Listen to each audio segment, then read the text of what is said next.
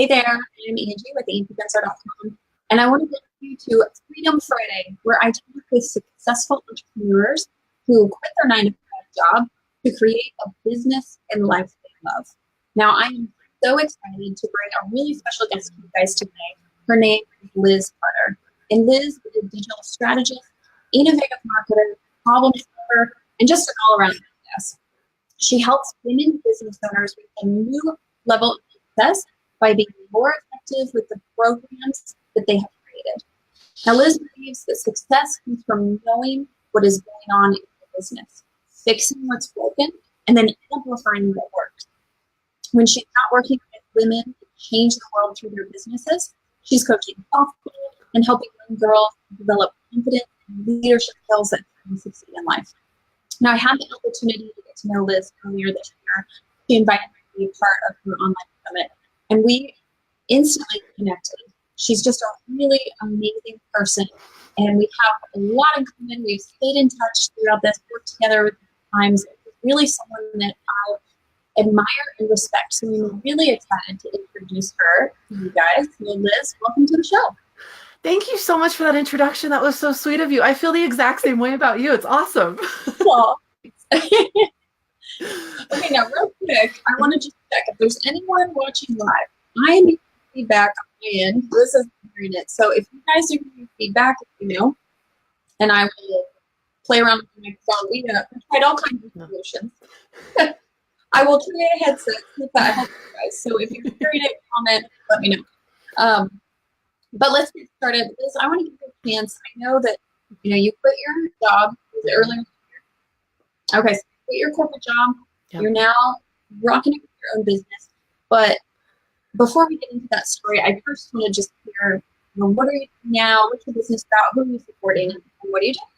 Yeah, so you summed it up pretty nicely with my introduction. But what I do is I really work to peel back the curtain and find out what's really going on in a business, so that entrepreneur can better prioritize and can really make more money and make a bigger difference. That's really what it's about, is making that difference. And if we are able to act strategically and act with that sense of confidence that I know that this program is going to move the bottom line, get me a bigger impact, it's really empowering. So that's what I really try to do, especially as business owners. We don't have a lot of time. We have to wear a lot of different hats. And unfortunately, the analytics, the numbers side kind of falls to the wayside. Yep. And which is where I really like to come in and make it simple for business owners to figure out, what the hell's going on. Nice. Very nice. Okay, so it's been kind of a journey to get to this point. Can you talk about, your corporate job? What did you do, and what led to that decision to go out on? So it was not a decision I came to lightly. I have been in digital marketing basically ever since I graduated from college, which was a very long time ago. So I have over a decade in the industry, and I've really seen how digital marketing has changed. I mean, even just something as basic as web design, the difference between what started, back in the early 2000s to now. It's really remarkable how much this industry has shifted. And I think that incorporating some simple digital marketing techniques are really the best way that a business owner can see some exponential growth pretty darn quickly. So that's what I've done throughout my career. I've launched social networks, I've launched websites, I've done email marketing programs, I've kind of done it all. And that was the biggest hurdle that I had when starting my own business, because I love digital marketing. I love what I do, but what was I going to focus in? I've been so much of a generalist my entire career. Like, what am I going to be known for? And so that has been the number one thing that I've really, really had to work through is, what do I really want to do? Because I enjoy it all, but I don't really want to do it all. So, and so I was, in my corporate job, I was in a very solid management position. I had a team beneath me, and we headed up the entire digital marketing for, let's see, how much were they? They were almost I think they were over $250 million company by the time I left. And I left to go coach softball. So, yeah, so I was giving softball lessons in the evening. So I would show up at work at 8 o'clock in the morning. I would leave at 5 o'clock on the dot. I would run to a location, give lessons until 9 o'clock, 9:30, and then come home and say hi to my husband for a quick second and then go to sleep and wake up the next morning and do it again. And it was just too much. It was too much. I was getting so burned out. And it was with his support. He was like, just leave your job. You're not having fun. You're having so much more fun coaching, because I was actually doing something. I felt like I was impacting somebody's life. Wow. So I left my corporate job, and for a couple months I just coached softball, and it was amazing because I felt like I was doing something, but I wanted to do more. I mean, and really what started is I would see my players' moms either struggling with like a multi-level marketing business, or they just didn't know what they wanted to do. They knew they wanted to do something. They wanted to be strong role models for their daughters, but they didn't really have a good way to do it. So I thought, why don't I start working with them, with working with women who are trying to grow their businesses, because the impact that a business can have on a person's life is amazing. So that's what I've been doing. I've been balancing both for the last almost year. And and then let's see, how many months ago was it? About 5 months ago, I found out I was pregnant. Yeah, about 5 months ago. And so I'm gonna have my own daughter, and now I'm so excited because I get to be that positive role model for her. I get to show her that you don't have to go punch a time clock. You don't have to live the corporate life, but you can really have freedom and the power to do things on your own. And I'm really excited by that. Oh my gosh, that is incredible. Thank you. Thanks. Awesome journey. Thanks. That is pretty cool. So you mentioned freedom. Mm-hmm. I would like to know, what do you have the freedom to do now that you couldn't do during your corporate job? Oh my goodness, everything. So like I'm a really big baseball fan, and my favorite team is in the playoffs right now. And so today they play at 2 o'clock in the afternoon, my time. And if I were at my corporate job, I would have to like listen to it on the radio, or I would like be streaming it on my phone, and I'd have to be really quiet. Yeah. Like trying to sneak it. But now I get to watch the game, and, I can work while I'm doing it, or I can have like my mom's coming over to watch the game with me. I'm very close with my mom, and we've been able to spend some time together, and prepare for the baby's room and do all of the stuff that I can do on my time, on my schedule. And I don't have to worry about, being present for some stupid board meeting or something like that doesn't really make a difference in anybody's life. So really just having that control over my schedule has been really impactful for me. Yeah, that's incredible. I love that you say that, because you were talking about this 2 o'clock game that you want to watch. I thought, yeah, you don't have to worry about someone scheduling a last minute meeting at the same time. Like, the not in control of the schedule. Yes. And I would, when I was in corporate, okay, so this is probably terrible, but so if I were in a corporate job right now, I would have blocked out my afternoon just so that I could watch this game. And then inevitably somebody would come up and be like, wait, why aren't you available right now? You're at your desk. Yep. Like, go away. I don't want to talk to you right now. I got an important thing to do. So it's just, I would have done it anyway. At least this time I get to do it on my own terms. Yeah, exactly. Nice. Oh, I love that. So what is the best thing and the worst thing? Is that the best thing about being your own boss, or is there something else? And then what do you like the least about being your own boss? I think that the best thing that I have really appreciated, and it's actually been the biggest struggle too, is determining my own priorities. When I was in corporate, I was in a role where I was able to have a certain amount of freedom, and as long as I could justify it, saying, I think this is really going to impact the bottom line. This is what I think our priorities should be. Everybody would pretty much be along for the ride.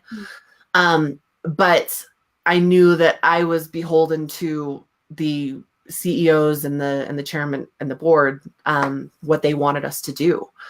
And if they wanted us to go in a completely different direction, it didn't really matter what I thought.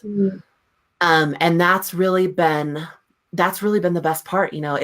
It's my ass that's on the line.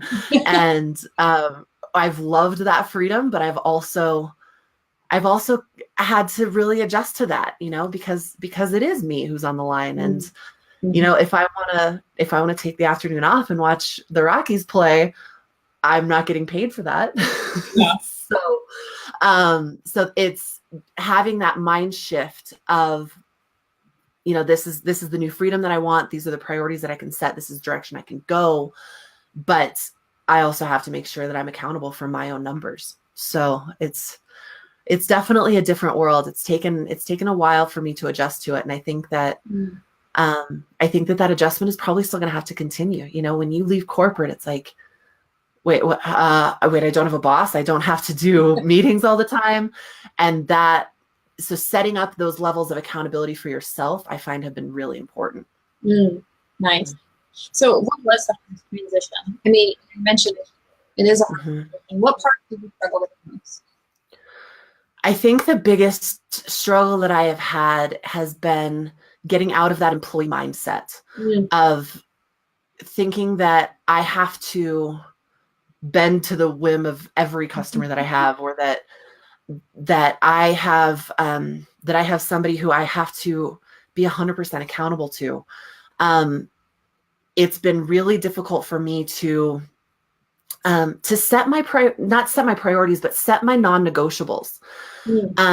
Because when I was in corporate, it was, I mean, even like when I was working in a restaurant in grad school, like the customer is always right. You have to take care of the customers. And I really believe that. I really believe that, that it's important to make sure that your clients feel well taken care of, and that they are appreciated, and that they are the most important thing to you. But I also have to know when I can stop, what my boundaries are. Am I going to answer emails on the weekend? Am I going to set that expectation with my clients that they can get me at 7 a.m. on a Saturday morning? Or how am I going to set my business so that it works with me? I come from a long line of great employees, meaning that if that boss needs me to be there at 6 a.m. on a Friday and stay until 9 p.m. that same day, I will do it. And to not have that same mindset in my own business has been really difficult. Yeah. So, okay, quick segue. Carolyn just joined us and said hello. So hello, Carolyn. Thanks for joining us live. If you have a question at all from any of our other viewers, if you have a question for Liz, feel free to type it in the comments and we'll make sure to ask it. Okay, so I want to do a quick shift to fear and overwhelm, because you just mentioned, you know, setting those boundaries. So let's talk about fear first. What fear came up for you when you were about to quit your job, you were thinking about it? You know, what fears did you go through? And can you kind of share that process? Do you have any tips for anyone that's in that process right now, thinking about quitting? How do you overcome the fear, and then how do you set yourself up for success?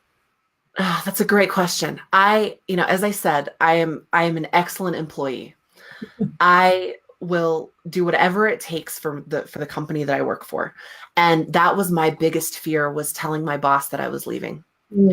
And instead of just being like, you know what, I'm done. Sorry, this isn't working for me anymore, and putting myself first, I went in there and I had to have a really good excuse. I had to make sure that she knew that it wasn't anything that she had done or anything that the company had done, and that I loved working here, which is true. That's all very true. But I wanted to make sure that she felt like I was still putting myself second.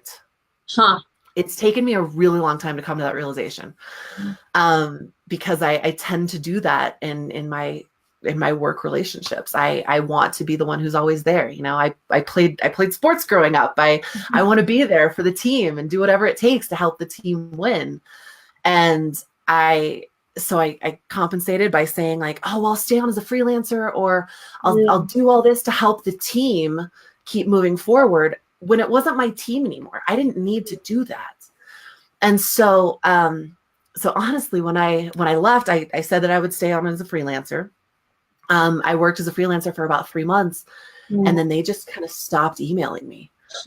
And I had to go back inside myself and say, well, wait a second. If I was so valuable to this company, if I was so valuable to this team, how could they just drop me?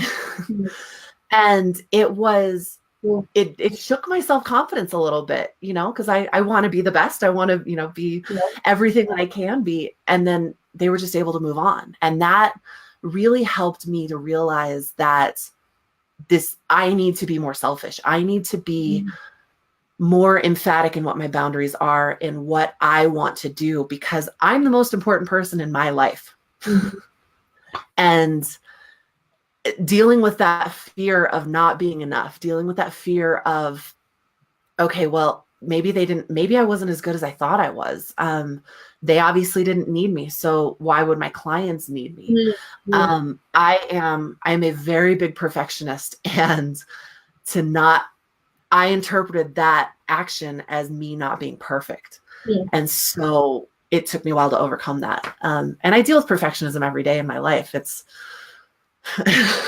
I joke all the time that there should be perfectionist anonymous groups, because it's almost a disease of like, well, why am I not enough? Why didn't they like me? Why didn't they want to work with me? And that's generated a lot of fears in my life, and it's created a lot of overwhelm as well. So I do a lot of self-talk. I do a lot of journaling. I do a lot of realizations of, you know what, I am enough. There are plenty of clients out there for all of us who are in this space. And I am responsible for attracting the right clients for me. Not everybody is going to be the right client for me. I'm not going to be the right digital strategist for everybody. And that's okay. That's how it should be. It has taken me a really long time to come to that realization. And even now when I say that, I get this little voice in the back of my head that's like, no, you can do it for everybody. But so I tell myself to shut up a lot. Just shut up. That voice isn't serving me. And it's been really nice to be able to use those same skills in teaching my softball players. You have a 10, 11-year-old girl who's pitching her first game. She's terrified.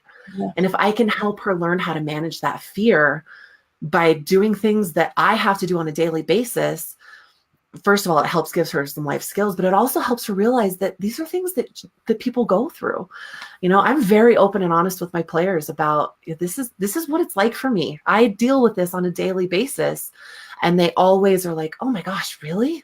Like you do this too? Like you have those same thoughts in your head? So it's learning how to cope with that fear and how to really choose confidence. I have learned mostly through this entrepreneurial journey that you can either be afraid or you can be confident, but you can't really be both. And I want to choose confidence on a daily basis. I'm going to put that in the notes there. So Carolyn said maybe start a just anonymous group. There are a lot of us out there. Definitely I would join it. I know. And I think so many of us are women, and it's, because like my husband is amazing. My husband wants to be great at everything he does too. But if he's not, he's never like paralyzed by fear. Like, what are people going to think of me? So I think it tends to be a very female quality, which is one reason why we're so amazing as women, because we want to be the best. Yeah.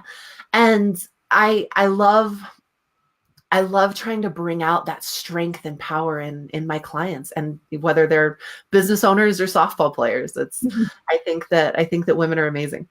That's a really neat thing that you're doing. Thank Especially you. for that younger generation. That's really admirable. Thank you. Thanks. Yeah. Okay, so let's talk about overwhelm.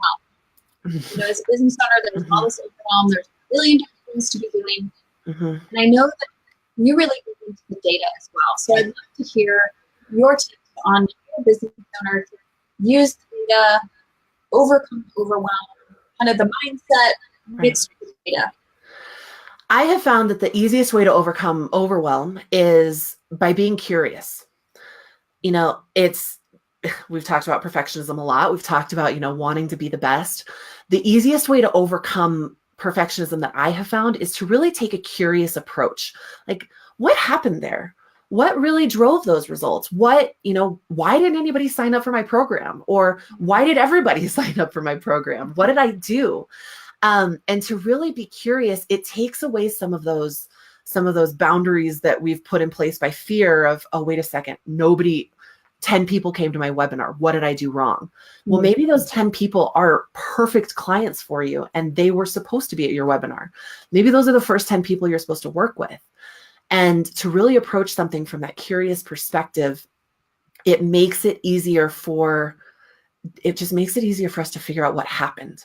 And I have found that so many business owners are just kind of meandering down this path where they think they know where they're going, but they're really blindfolded. We would never hop in the car, put a blindfold on and be like, I know where I'm going. It's going to be fine. But that's what we do in our businesses on a day-to-day basis. And I feel like overwhelm really comes from just not knowing, because then we have that voice in the back of our head saying, well, maybe this didn't work, or maybe this did work, or, just all these questions that pile up, and then we're paralyzed by all of that overwhelm. We're drowning in. So one of my favorite sayings is that, that you use the word should, and then you're shoulding all over the place.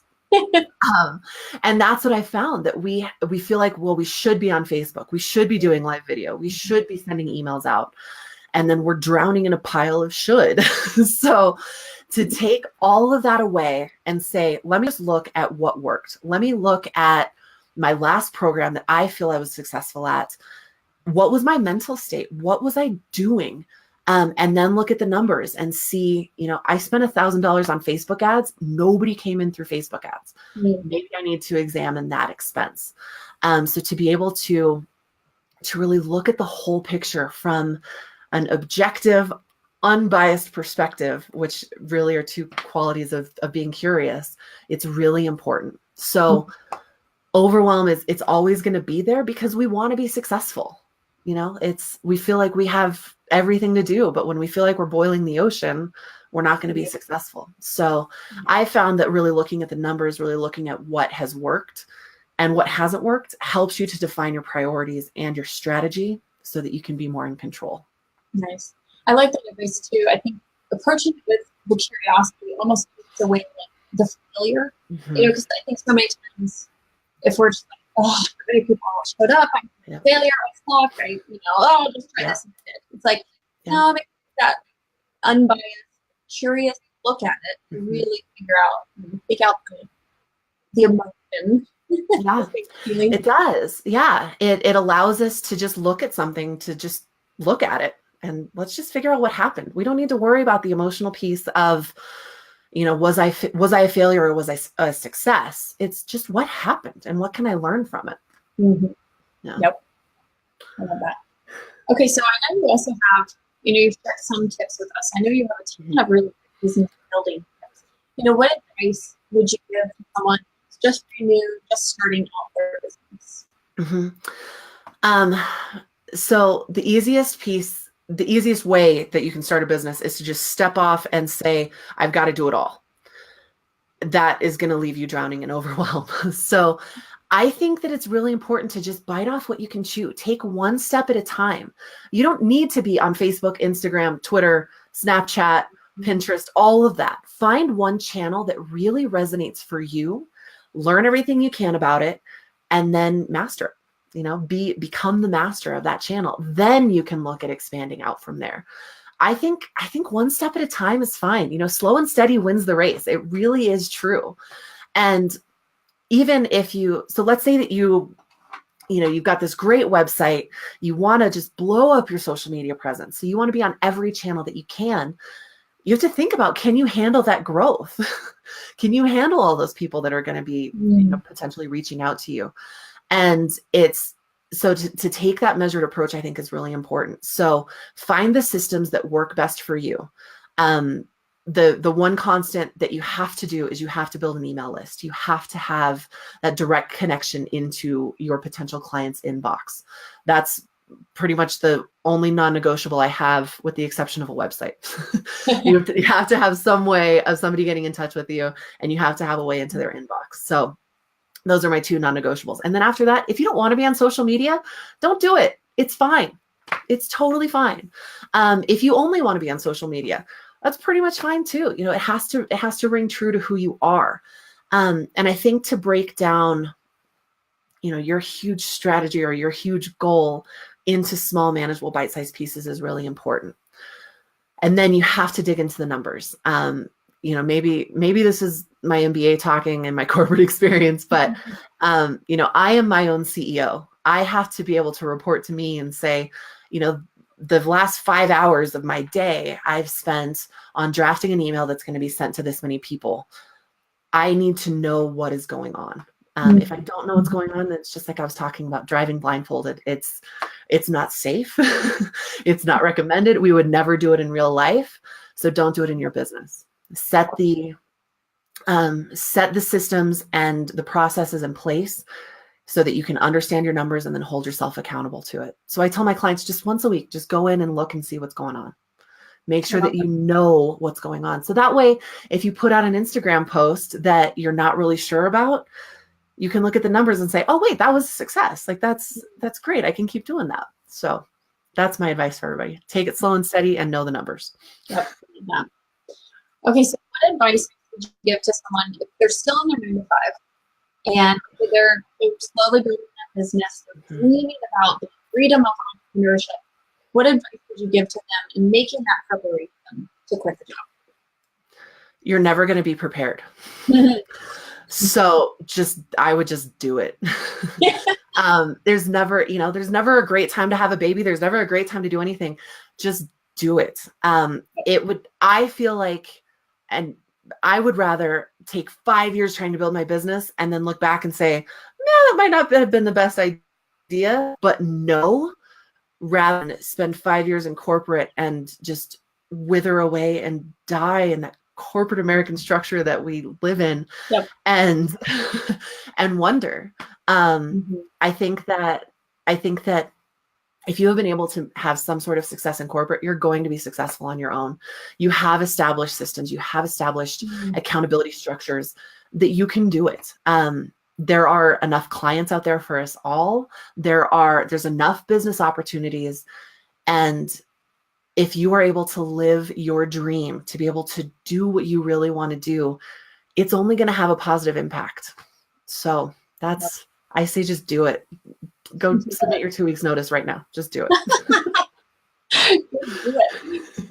Okay. So I know you are pregnant. You're a baby girl soon. Can you talk about what it's been like to grow your business and grow a human at the same time? It's a good way of putting it. I mean, you're doing a lot of important stuff right now. Yeah, we are. Yeah. So it's been funny because the growing the human part, I'm a control freak. I want everything to be perfect. This is completely outside of my control, and it took me a really long time to adjust to being pregnant because I wasn't in charge of it. I was in charge of it, but I wasn't really in charge of it. And so, every major project that I've ever managed, I had my little spreadsheet and check marks, and I was checking in with everybody, and I was very present and conscious of the entire process. You can't do that when you're pregnant. So everything just happens without my knowing it. And it is an absolutely amazing process to have to go through, especially as the control freak perfectionist that I am, because I'm not in control of this. She's growing on her own, regardless of what I'm doing. Obviously, I'm taking the steps to make sure that I'm making the best environment that I can for her, and that I'm preparing for when she gets here. But I'm like this, it's hands off. It's going to happen. It's happening regardless of whether I push that button or don't push that button. So it's been really hard for me to let go of that control. I think that actually has been the best thing that could happen to me because I have had to put myself first. The first trimester was not bad by any means, but I was so tired that I had to schedule in naps in my day. So that was one of the ways that I took control of my schedule. I have to take care of myself. I have to put myself first, which is something that I haven't ever really done before in my life. And it's been incredible to be able to have that experience of making myself be number one, of putting up those boundaries and say, you know what, right now, I need you to help me. I can't help you right now. I can't do that. I would love to, but I can't do that. So it's been really cool how, growing this baby has really paralleled growing my business, because I've found that I have been able to escape more from that employee mindset, to set those boundaries, to do the things that I need to do.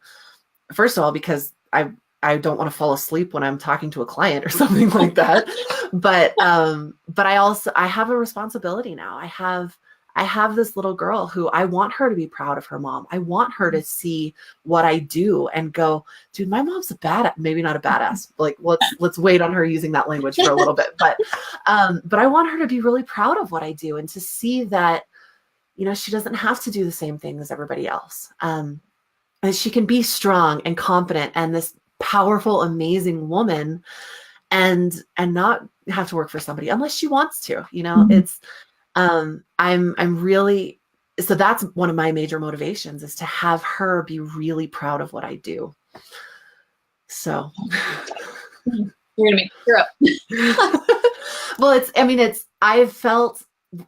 when I first found out I was pregnant, I thought it was a boy. Like, totally thought it was a boy. And then I found out it was a girl, and I just felt this wave of just humility, because like, somebody out there chose me to raise a little girl, me and my husband, obviously, and he's amazing, but they bestowed this honor upon me of raising a strong woman. And I've looked back at the amazing women in my life. My mom is, oh my gosh, she absolutely takes my breath away. She has so much strength and so much grace. And I called her the other day and I told her she was perfectly imperfect. And it was the best. It was like the best thing that I could say about her, because she is. And to look at her and my aunts and my sisters-in-law and my grandmothers, and all the strength that I have running through me, because I come from a line of such amazing women. I can't wait to teach somebody else how to do this. I'm so excited about it. Yeah, that is awesome. Well, I can't wait to meet the little one. Thank you. I know I'm so excited. She's gonna be pretty awesome, I have a feeling. I hope so. And I want her to be like this little scrappy, like total badass chick. Like, I'm so excited about it. I bet she will. Like, that's how my little girl is. I call her my wild little woman. Right. She's a wild little woman, and I find myself like, she defies authority.